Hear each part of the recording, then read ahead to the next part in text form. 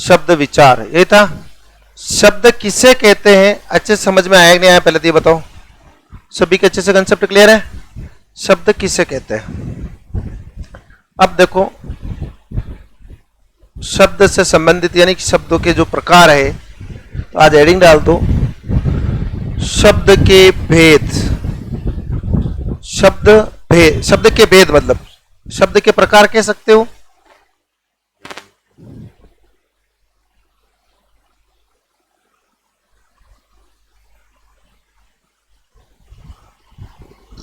शब्द के भेद,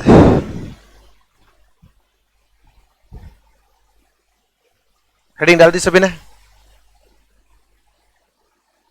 शब्द के मुख्यतः 4 भेद होते हैं। कितने भेद होते हैं समझ लो, एक बार बाद में लिख लेना। 4 भेद कौन कौन से होते हैं, इस पर चर्चा करते हैं हम। एक फिल्म देखी आपने, मेला, मेला दिलों का आता है, देखी? उसमें एक महिला पात्र जो होती है उसका नाम क्या होता है? रूपा। क्या नाम होते हैं? रूपा। तो हमारे भी शब्द की बात करें तो वो रूपा यहां पर आई है। कौन आई है? रूपा। तो हमें समझना है, सीधी सट बात है, ठीक है। रूपा की बात करें तो देखो 1 2 3 4, हमारे शब्दों के भेद कितने हैं? 4, ठीक है। क्योंकि यहां से प्रश्न आता है कि निम्नलिखित में से शब्द का भेद नहीं है, कौन कौन से इसका आधार है शब्द भेद का? तो मुख्यतः 4 आधार है। कितने आधार है? 4। पहला आधार कौन सा समझ लेते हैं दोस्तों? आर से दोस्तों,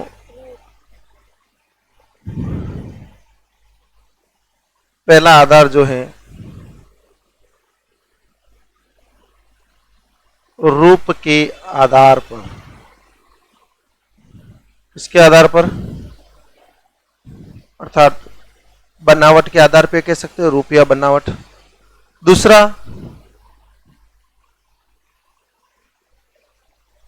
यू से उत्पत्ति के आधार पर। तीसरा पी से प्रयोग के आधार पर। लिखेगा कोई नहीं, समझ लो। और चौथा अर्थ के आधार पर। पहला रूप के आधार पर, दूसरा उत्पत्ति के आधार पर, तीसरा और चौथा अर्थ के आधार पर। अभी प्रश्न पूछ ले शब्द के कितने भेद है, तो 4। रूपा याद रहेगा ना? हाँ। अब हम जो पढ़ेंगे वो मुख्यतः रूप के आधार पर कौन कौन से होते हैं, उत्पत्ति के आधार पर कौन कौन से होते हैं, ठीक है, प्रयोग के आधार पर या अर्थ के आधार पर। ऐसी एक संरचना के रूप में एक मोटे तौर से मैं बात करूं तो रूप के आधार पर मुख्य तौर से 3 भेद होते हैं। कितने भेद होते हैं? सबसे पहले रूढ़ शब्द। कौन से शब्द? ये क्या होते हैं ये भी हम समझेंगे। यहां तो केवल इसलिए ये समझ रहे हैं कि जैसे यहां से सीधा परीक्षा में प्रश्न आता है कि भाई रूप के आधार पर कितने भेद है इसके, तो 3 भेद है। कितने भेद है? फिर इसी पर दूसरा पढ़ेंगे यौगिक शब्द। तीसरा पढ़ेंगे यौगिक और रूप दोनों जोड़ करके ना योग रूढ़ शब्द। फिर उत्पत्ति के आधार पर, जैसा कि मैंने आप लोगों को बताया था हिंदी के बारे में कि हिंदी का जन्म होता है सबसे पहले अपनी मां से सीखती। कहां से सीखती है? तो तत्सम। फिर स्वयं के शब्द बनाती है, टूटे फूटे शब्द जिसको बोलते हैं हम तद्भव। विदेशी लोग आ जाते हैं, विदेशी, देशी और संकर। ये किसके आधार पर है? फिर है प्रयोग के आधार की मैं बात करूं तो इसमें मुख्यतः दो भेद होते हैं। एक होते हैं विकारी। क्या होता है? विकार का मतलब होता है परिवर्तन। क्या होता है? जिस परिवर्तन हो जाए वो विकारी शब्द कहलाते हैं। ठीक है, अब कैसे वो तो आगे हम समझेंगे। ठीक है, इसमें मुख्यतः आपके संज्ञा, सर्वनाम, विशेषण,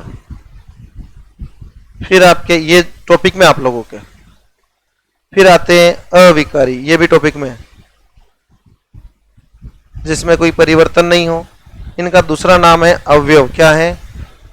अवयव समास पढ़ाया मैंने, उसमें भी समझाया था। वे शब्द जो लिंग, वचन, कारक, काल के अनुसार नहीं बदले अवयव कहलाते हैं, वो वाले। फिर अर्थ के आधार पर, यह सीधा दिख रहा है कि अर्थ, जिस किसी शब्द का अर्थ निकलता हो। क्या निकलता हो? अर्थ में चाहे वो सीधा अर्थ निकले या उल्टा अर्थ निकले, लेकिन अर्थ निकलता।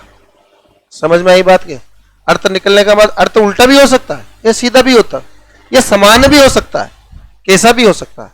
इसीलिए जैसे मान लो हम सबसे पहले उल्टे अर्थ की बात करें तो क्या होते हैं, जो कि आप लोग पढ़ चुके हो। उसी प्रकार से समानार्थी शब्द, उसी प्रकार से पर्यायवाची शब्द,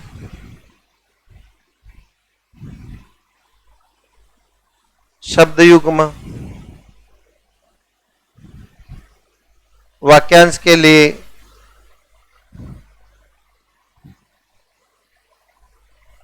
एक शब्द, ये सभी किस में आते हैं? तो अर्थ, जिनका अर्थ निकलता, सीधी सी बात है, किसी भी रूप में अर्थ निकले। इस प्रकार से आपके शब्द भेद है। यहां से एक सीधा प्रश्न आता है कि भाई रूप के आधार पर या बनावट के आधार पर कितने भेद है? तो कितने भेद है? 3। उत्पत्ति के आधार पर 5। कौन कौन से? ये दे रखे हैं। ठीक है, प्रयोग के आधार और अर्थ के आधार पर। तो आप लोग टॉपिक में यहां से लास्ट टाइम में एक प्रश्न आया था, यहां से भी प्रश्न बन सकता है। फिर यहां से, फिर यहां से, और ये तो है ही, ये कोई इश्यू नहीं है। समझ में आ गई बात? जो मैंने मुख्यतः ये लोग किया है, यहां से यही आप लोगों को विशेष तौर से टॉपिक में, और ये हम सबसे ज्यादा समझेंगे। उतार लो।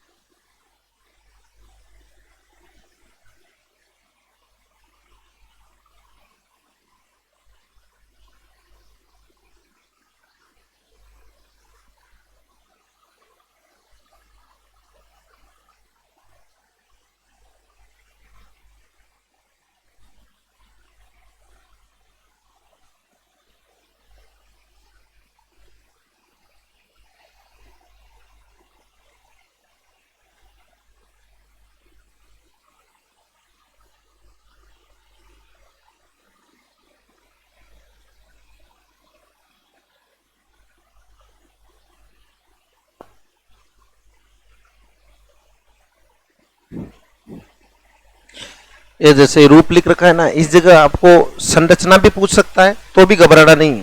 क्या पूछ सकता है? संरचना या रचना भी पूछ सकता है, या बनावट भी पूछ सकता है। ये सब पर्याय है, ध्यान रखना। रूप, संरचना, बनावट, किसी भी आधार से वो आपको घुमा करके पूछ सकता है।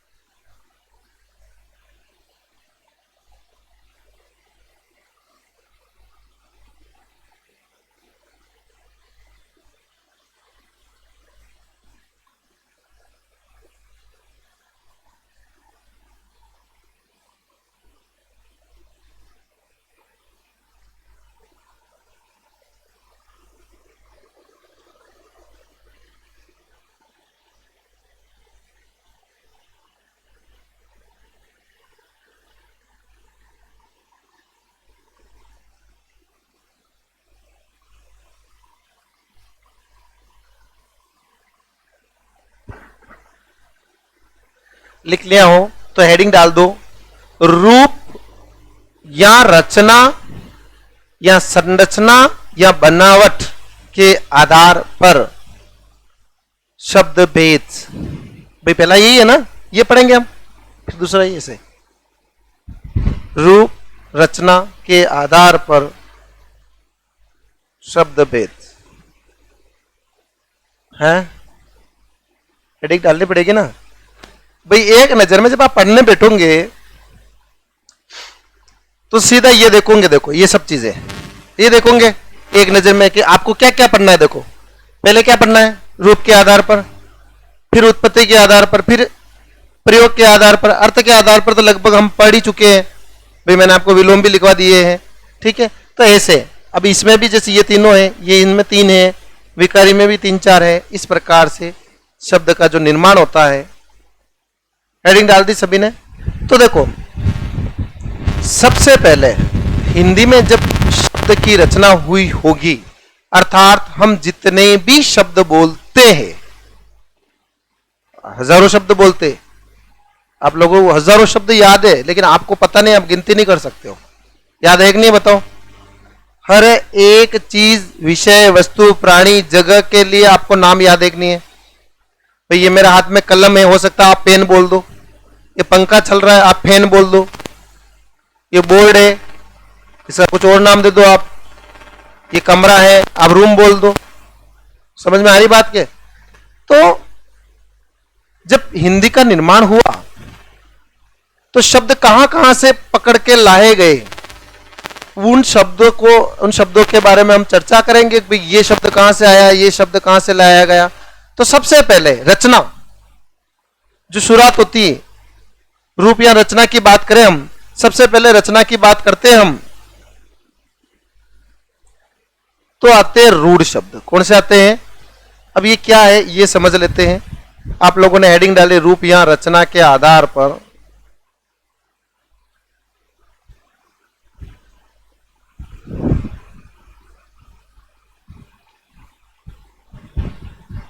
कितने वेद हैं? 3 वेद है।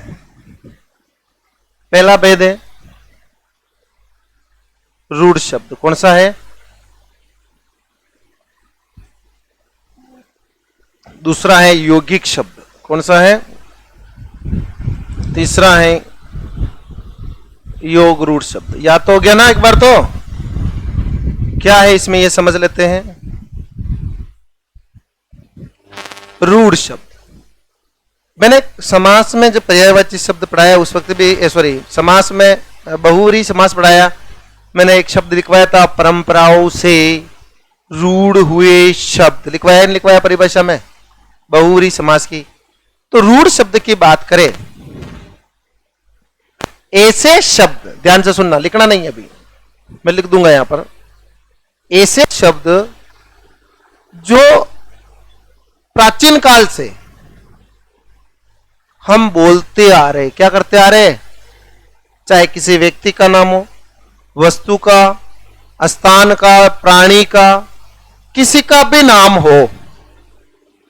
आपके पिताजी बोलते आ रहे, आप बोल रहे हो, पिताजी के पिताजी, फिर पिताजी, इस प्रकार से हम पीढ़ी दर पीढ़ी, जिसका अर्थ आज तक आपको पता नहीं है, लेकिन पीढ़ी दर पीढ़ी किसी व्यक्ति, वस्तु, प्राणी या स्थान के लिए जिस नाम का हम उच्चारण करते आ रहे हैं, जिस शब्द का उच्चारण करते आ रहे हैं, वो रूढ़ शब्द कहलाते हैं। जिसका जो जन्म स्थान है, जिसकी उत्पत्ति कैसे हुई हमें पता नहीं। अब मुझे देख लो, मेरा नाम है राजू। क्या नाम है? मुझे खुद को अर्थ नहीं पता राजू का अर्थ क्या होता है, लेकिन कई सालों से, हो सकता है पहले प्राचीन काल में राजू नाम नहीं हुआ करता होगा, क्या होता है, आने वाले टाइम में भी होगा।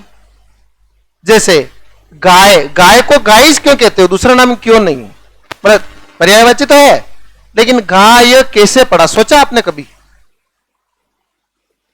कबूतर, कबूतर ही क्यों पड़ा, सोचा कभी आपने? आप लोगों का भी नाम है सभी का नाम, ठीक है। यानी कि किसी व्यक्ति, वस्तु, व्यक्ति में राजू, तो राजू का अर्थ नहीं पता, लेकिन ठीक है नाम होते आ रहे, वो पहले भी नाम थे बाद में भी है, जिनकी उत्पत्ति का हमें पता नहीं है लेकिन पीढ़ी दर पीढ़ी हम उसका उच्चारण करते आ रहे हैं। गाय, गाय कहां से आया शब्द पता है आप लोगों को? नहीं, किसी को नहीं पता। जन्मस्थान के बारे में पता है क्या किसी को? नहीं। लेकिन गाय, उसको बेल को आप गाय क्यों नहीं बोलते हो? कोई बेल है उसको गाय क्यों नहीं बोलते हो? कोई भैंस है उसको गाय क्यों नहीं बोलते हो? हैं? सुने ही नहीं, सुने नहीं, सीधी सी बात है। और हर एक विषय, वस्तु, प्राणी, स्थान के लिए एक आइडेंटिफाई के लिए, समझ में आ रही बात? आइडेंटिफाई, पहचान के लिए, ठीक है, ये शब्द हम प्राचीन काल से प्रयोग करते आ रहे। वो सभी शब्द किस में आते हैं? रूढ़ शब्द में। समझ में आ गई बात? भाई माथे पे ये बाल है, इनको बालिश क्यों कहते, खाल क्यों नहीं कहते? भाई पहचान, तो इनके बारे में हमें नहीं पता ये कहां से शब्द उठ करके आया होगा। ठीक है, हमारी पीढ़ियां बोल रही है, हम भी बोलते आ रहे हैं, पूर्वज जो बोल रहे हैं। तो ऐसे शब्द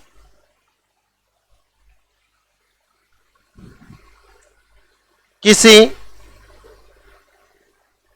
व्यक्ति, लेकिन लिखना नहीं किसी को, प्राणी, स्थान, जगह, जैसे जगह लंदन, लंदन को लंदन ही क्यों बोलते हो? अमेरिका को अमेरिका ही क्यों बोलते हो? कोई दूसरा नाम क्यों नहीं है? अमेरिका क्यों नहीं है? होना चाहिए। लेकिन तो यानी स्थान हो गई, स्थान जगह जिसको कहते हैं। किसी व्यक्ति, स्थान और जगह एक ही होता है। वस्तु लिख देता हूं, वस्तु की बात करूं तो मैं इसको कलम, कलमिश क्यों बोलते हो हिंदी में? कुछ और बोलो ना। पेन तो अंग्रेजी का है, लेकिन ये वस्तु हो गई है। ठीक है, किसी व्यक्ति, प्राणी, स्थान या वस्तु का नाम जिसका प्रयोग पीढ़ी दर पीढ़ी या प्राचीन काल से करते आ रहे हैं, वो क्या कहलाते हैं? रूढ़ शब्द कहलाते हैं। व्यक्ति, राम, राम को राम ही क्यों बोलते हो? लक्ष्मण। प्राणी, चिड़िया, प्राणी में आता है। गाय, भैंस, बैल, गधा, घोड़ा, ठीक है, सब इसी में आते हैं। स्थान, लंदन,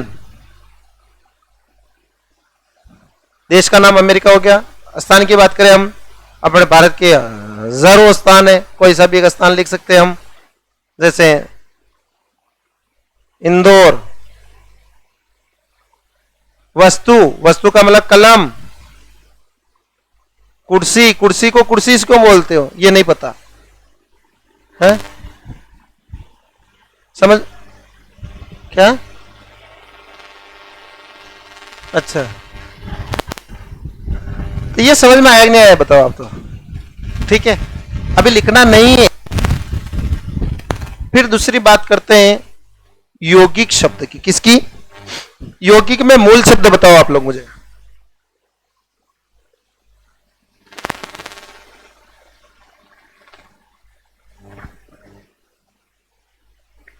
यौगिक में मूल शब्द क्या है? योग। अब देखो समझना, योग धन एक यौगिक बनता है। योग का मतलब होता है जुड़ा हुआ। क्या है? जुड़ा हुआ, अर्थात दो या दो से अधिक जब रूढ़ शब्द, कौन से शब्द जुड़ जाते हैं, तो दो या दो से अधिक रूढ़ शब्द, कौन से शब्द? जैसे विद्या, विद्या किस में आएगा? सीधा प्रश्न पूछ लिया आपको तो। विद्या, अरे भाई इसी में आएगा, नहीं आएगा? ये आलय किस में आएगा? इसी में आएगा। महा किस में आएगा? इसी में आएगा। ऋषि किस में आएगा? भाई जिनके बारे में हमें कुछ भी पता नहीं है, ठीक है, और हम प्रयोग करते आ रहे, वो अधिकतर किस में जाते हैं? तो रूढ़ शब्द में। लेकिन जब दो या दो से अधिक रूढ़ शब्द मिलकर के एक नए शब्द का निर्माण करते हैं। दो या दो से अधिक रूढ़ शब्द मिलकर के जब एक नए शब्द का निर्माण करते, अर्थात जुड़ना, योग करना, ठीक है, वो यौगिक शब्द कहलाता है। जैसे तो परिभाषा की बात करें या उदाहरण समझे, पहले उदाहरण समझा देता हूं। देखो, देव शब्द कहां से आया?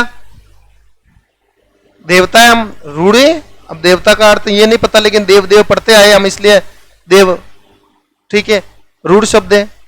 और एक तरफ मैं लिख देता हूं ऋषि, तो क्या बन गया? क्या बना? देवर्षि। उसी प्रकार से देखो, एक शब्द है देव, क्या है ना, एक शब्द है दास, क्या बना? ध्यान से समझना। एक शब्द है अति, क्या शब्द है? और एक शब्द है आवश्यक, क्या बन गया? अत्यावश्यक।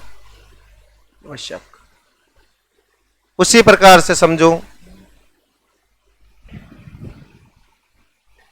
एक शब्द जल, क्या है? एक है शब्दांश न, क्या बन गया? समझना। ये सभी एक नहीं है भाई, बोलते आ रहे, हम भी बोल रहे, ये भी सभी रूढ़ शब्द एक नहीं है, बताओ है? लेकिन मुझे ये बताओ, ये रूढ़ शब्द है देव, ये है ऋषि, लेकिन नया शब्द क्या बन गया? देवर्षि। क्या बना? ये शब्द देव, ये शब्द है दास, ये शब्द क्या बन गया? ये शब्द अति, ये शब्द आवश्यक, अत्यावश्यक। और एक शब्द जल, और एक, समझ में आई बात? यानी कि दो या दो से अधिक रूढ़ शब्दों का प्रयोग हुआ, नए शब्द का निर्माण हुआ, उसे हम यौगिक शब्द कहते हैं। क्या कहते हैं? यौगिक। इसमें मुख्यतः 4 टॉपिक आते हैं जो आप लोग पढ़ चुके हो। हिंदी का जो निर्माण हुआ ना, तो इसमें मुख्यतः 4 टॉपिक आते हैं। कौन से? ये विशेष तौर से संधि, किससे संबंधित है? पढ़ी कि नहीं पढ़ी आप लोगों ने? ये किससे संबंधित है? देवधन दास, देव का दास, देवताओं का दास का संबंध तत्पुरुष समास। अति क्या है बताओ? तो इसमें क्या आएगा? पढ़ा कि नहीं पढ़ा? और जल धन न क्या है? शब्दांश क्या है? तो परिभाषा अच्छे से क्लियर हुई कि नहीं हुई? दो या दो से अधिक रूढ़ शब्द मिलकर के जिस नए शब्द का निर्माण करते हैं उसे क्या कहते हैं? यौगिक शब्द कहते हैं। अब आप लोगों के पहचान करने के लिए पूछेंगे, प्रश्न पूछ लेंगे, निम्नांकित में से यौगिक शब्द पहचानो। क्या प्रश्न पूछ लिया जाएगा? अभी तो मैं तीसरा एक और बढ़ाता हूं, फिर प्रश्न भी पूछूंगा आप लोगों से। इसमें रूढ़ शब्द कौन सा है, यौगिक शब्द कौन सा, और योग रूढ़ शब्द कौन सा। यौगिक समझ में आ गया ना अच्छे से? क्योंकि यौगिक इसलिए समझ में आया क्योंकि ये चारों ही टॉपिक आप अच्छे से समझ चुके हो ना। तो ये जो चारों ही टॉपिक है ये किस में जाते हैं? तो यौगिक शब्द में जाते हैं। समझ में आ गई बात? और ये तो वैसे सबके जितने भी नाम हैं जिसका आपके बारे में कुछ अता पता नहीं, वो सब किस में जाएंगे? तो और सबसे ज्यादा यही है, ठीक है। तीसरा है योग रूढ़। देखो नाम से पता चल रहा है, योग है और रूढ़ है। दो या दो से अधिक रूढ़ या यौगिक शब्द, दोनों ही चीज देखो, सीधा नाम से पता चल रहा है। हो सकता है दो से ज्यादा यौगिक शब्द भी हो सकते हैं या दो से ज्यादा रूढ़ शब्द भी हो सकते हैं। जब मिलकर के ऐसे शब्द का निर्माण करे जिसका अर्थ कोई तीसरा निकले, अर्थात बहुव्रीहि समास। समझ में आई बात? इसमें तो दो शब्द मिल रहे, दोनों शब्द मिलकर सीधा अर्थ दे रहे, यहां पर हो सकता है यौगिक प्लस, सॉरी पहले रूढ़ प्लस यौगिक शब्द भी हो सकता है। रूढ़ प्लस रूढ़ भी हो सकता है और यौगिक प्लस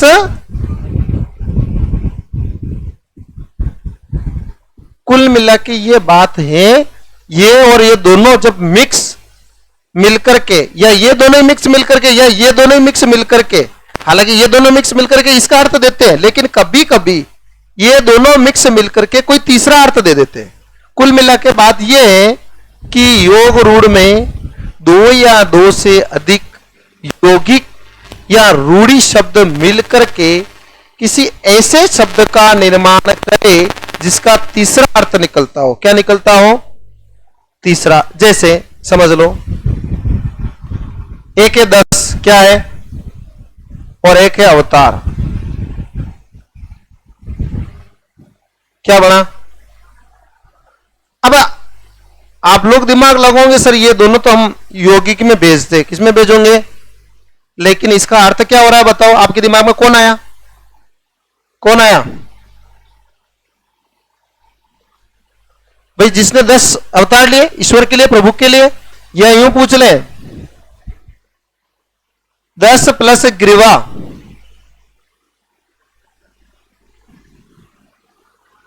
क्या हो जाएगा? 10 से ग्रीवा। उसी प्रकार से देखो, मनोज संधि का शब्द है, लेकिन कौन है बताओ? कामदेव। उसी प्रकार से जितने भी बहुव्रीहि समास में मैंने शब्द लिखवाए, किसमें लिखवाए? समास वाला तो इसमें आएगा, लेकिन आपवादिक रूप में यूं कह सकते हैं कि बहुव्रीहि समास किसमें आएगा? तो क्यों आएगा? पता चल गया ना कि भाई इसमें जो शब्द बनेगा, नहीं इस शब्द का अर्थ, नहीं इस शब्द का अर्थ, लेकिन तीसरे शब्द का अर्थ निकलेगा, तीसरा अर्थ निकल रहा है, जिसमें दो यौगिक हो सकते हैं, दो रूढ़ी शब्द हो सकते हैं, योग और रूढ़ शब्द भी हो सकते हैं। कुल मिला के तीसरा अर्थ जब आपके बैठ जाता है तो वो किस में जाएगा? योग रूढ़ में। इन दोनों में किसी कोई कंफ्यूजन तो नहीं है ना? कंसेप्ट क्लियर है अच्छा सा? अब मैं आपसे एक प्रश्न पूछता हूं, ठीक है, क्योंकि ये शब्द यहां से आपके प्रश्न पूछेंगे सीधा, पहचान करो, शब्द बताओ। जैसे अंगूठा, बताओ कौन सा शब्द है? कौन सा है? चश्मा, आंख, नाक, कान, विद्यालय।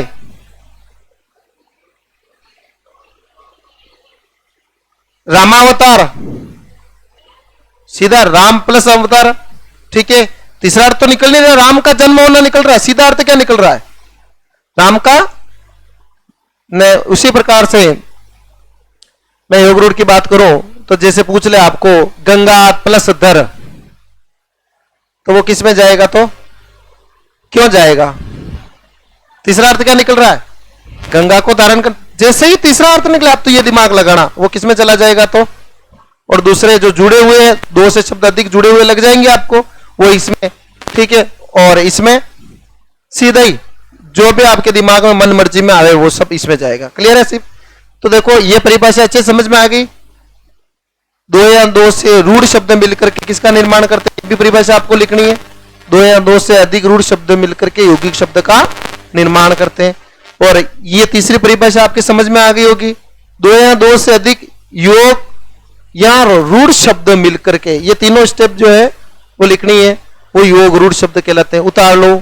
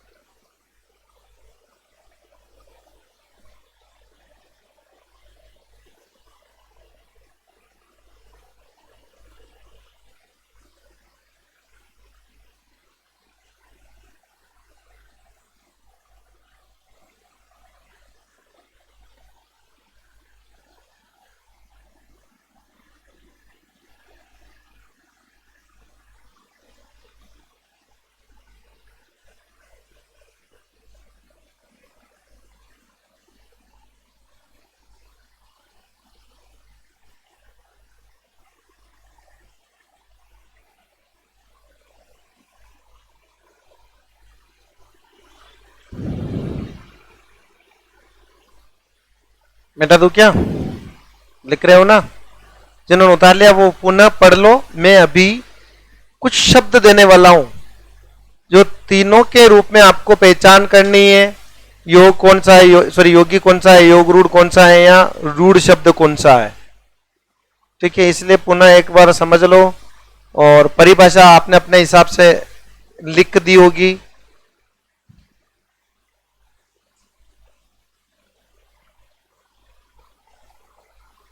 टॉपिक सरल तो है ना, कि नहीं है? सरल है, नहीं है? टफ लग रहा है? कहां दिक्कत आ रही है बताओ? दिक्कत तो नहीं आ रही है। ये सब क्या है? लिखने वाले टॉपिक है। कौन से हैं? समझने वाले कम है, लिखने वाले ज्यादा। अभी तो संज्ञान, सर्वनाम, लेकिन कोशिश ये रहती है कि लिखने वाले हैं फिर भी उनको अच्छे से आप समझो। ऐसे टॉपिक को ज्यादातर विद्यार्थी रटते हुए आया, क्या करते आया है? तो इसमें है क्या? रटने जैसे ही है, ठीक है, लेकिन कुछ समझने जैसा है तो हम उसको समझ सकते हैं। मिटा दो क्या? अब जिसने संधि नहीं पढ़ी, समास नहीं पढ़ा, उपसर्ग नहीं पढ़ा, प्रत्यय नहीं पढ़ा, उसके लिए हो सकता दिक्कत। ये तो होगी।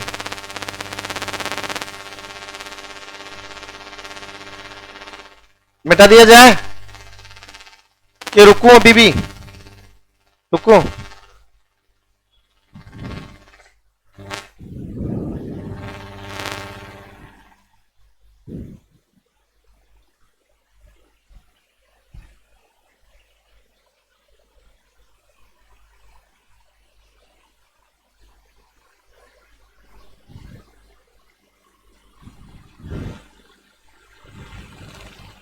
लिख लिया क्या सभी ने? पीछे हेमेंद्र सिंह लिखो। शब्द पहचान।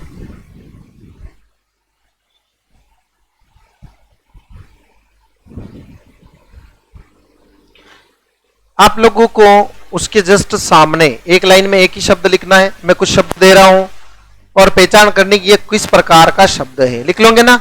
लिखो, जो परीक्षा में आए, लास्ट वाले पेपर में आए थे 2-4 प्रश्न। रोटी, कपड़ा, दीपक, पेड़, हाथ, पत्थर, गजानन,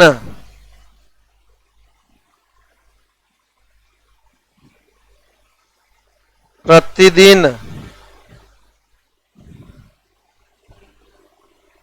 प्रत्येक, अध्यात्म,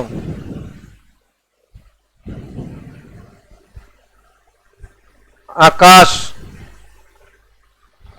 कलम,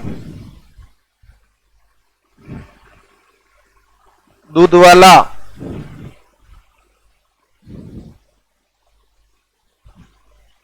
प्रेम सागर,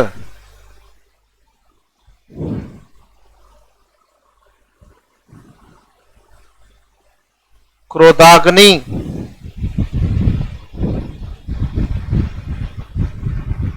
षडानन, लंबोदर, धवलवसना,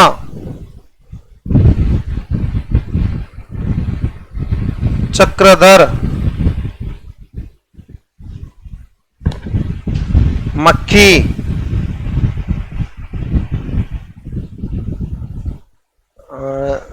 लिख दो,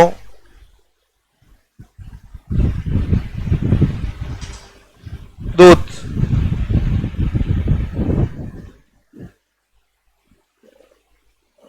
और कलम। हो गया? दूसरा लिख दो, कोई भी शब्द लिख दो। पेट,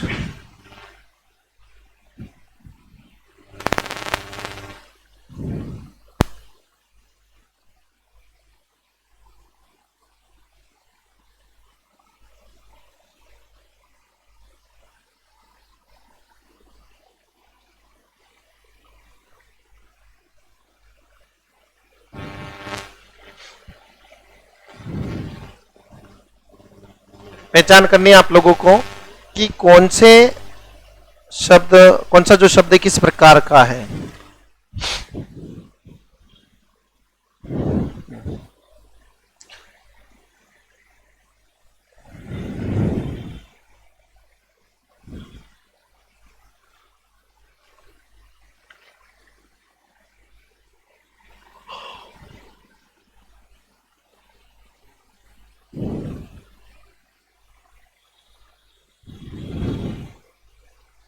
ओके,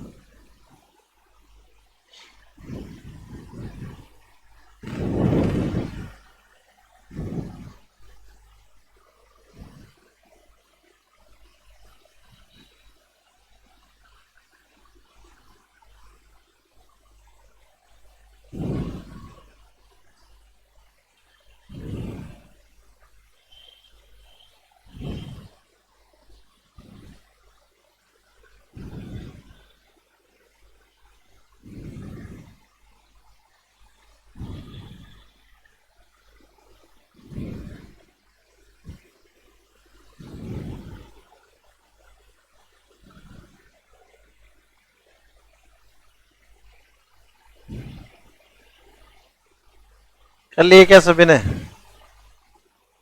कर लिए क्या? शुरुआत करो।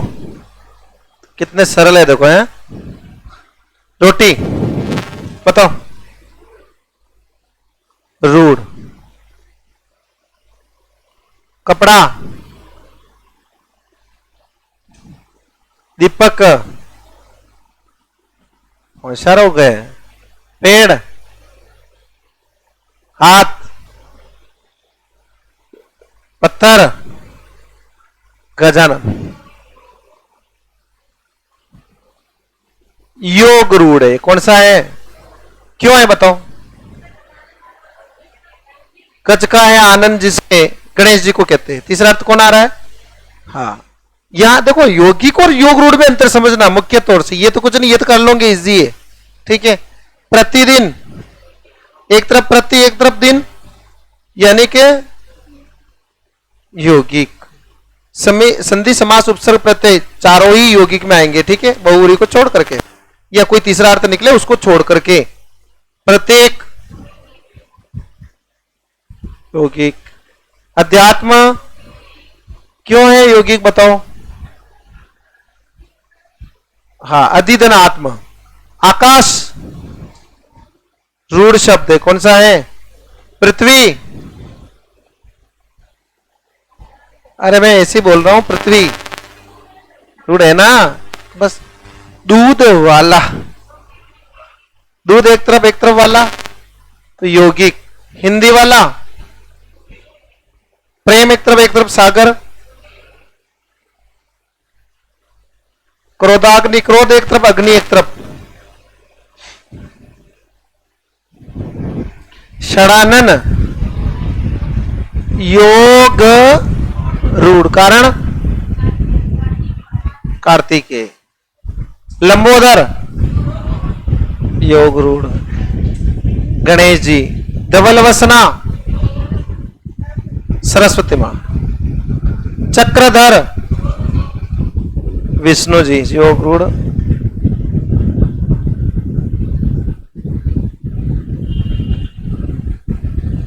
मक्खी कौन सा होगा? रूढ़।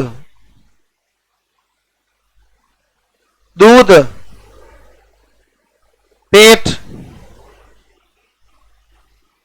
और बरपेट। समझ में आ गया अच्छे से। अब नेक्स्ट जो है रूपा, आर हो गया पूरा आपके, पी सॉरी रूपा आर यू उत्पत्ति, वो कल पढ़ेंगे। आज की क्लास यहीं तीसरी करते, धन्यवाद।